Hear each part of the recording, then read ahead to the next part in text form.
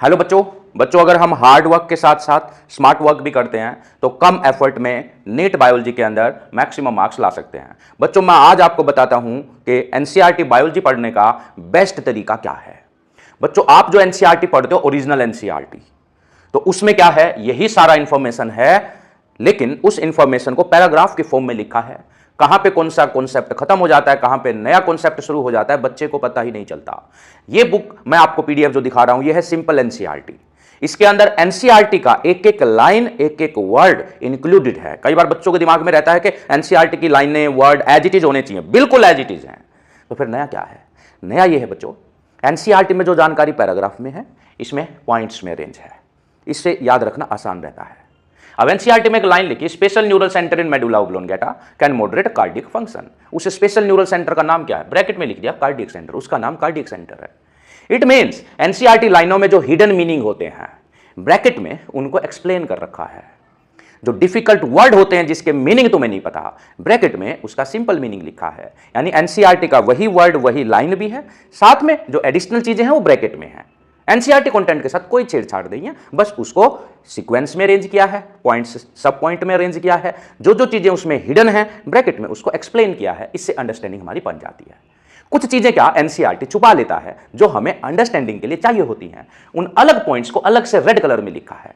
तो जो ये पैराग्राफ है, ये रेड कलर की लाइन है, इस पैराग्राफ का सप्लीमेंट्री लाइंस है इसके अंडरस्टैंडिंग को इंप्रूव करने के लिए। जैसे इस पैराग्राफ में कार्डियक सेंटर जैसे ऊपर बताया, उसके दो पार्ट होते हैं, कार्डियक एक्सेलरेटरी, कार्डियक इनहिबिटरी सेंटर, जो कि सिंपैथेटिक नर्व से रिलेटेड है और पैरासिम्पैथेटिक नर्व से रिलेटेड है। तो ऊपर लिखा पैरासिम्पैथेटिक सिंपैथेटिक नर्व, लेकिन उसका रिलेशन क्या है कॉन्सेप्ट के साथ? ये रिलेशन है।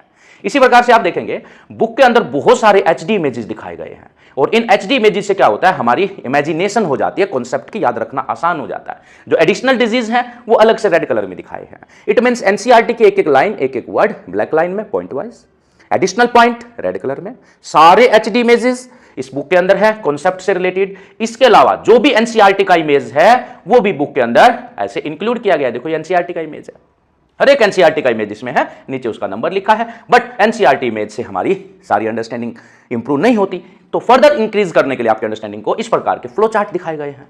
इस प्रकार से बेहतरीन, अब ये एनसीईआरटी का इमेज है, अब ये इमेज एनसीईआरटी में नहीं है, इस टाइप के सप्लीमेंट्री इमेज है जो आपके कॉन्सेप्चुअल क्लैरिटी को इंक्रीज करते हैं। बुक के साथ में बच्चों 3500 एमसीक्यू भी हैं क्वेश्चन प्रैक्टिस के लिए, जिसमें प्रीवियस ईयर क्वेश्चंस भी शामिल हैं। बच्चों एक बार आप अमेजोन पे सिंपल एनसीईआरटी बुक सर्च कीजिए, और वहां पे स्टूडेंट ने अपने रिव्यू लिखे हैं बुक को पढ़ने के बाद, उनके रिव्यू को चेक कीजिए। बच्चों ये होता है हार्ड वर्क के साथ स्मार्ट वर्क।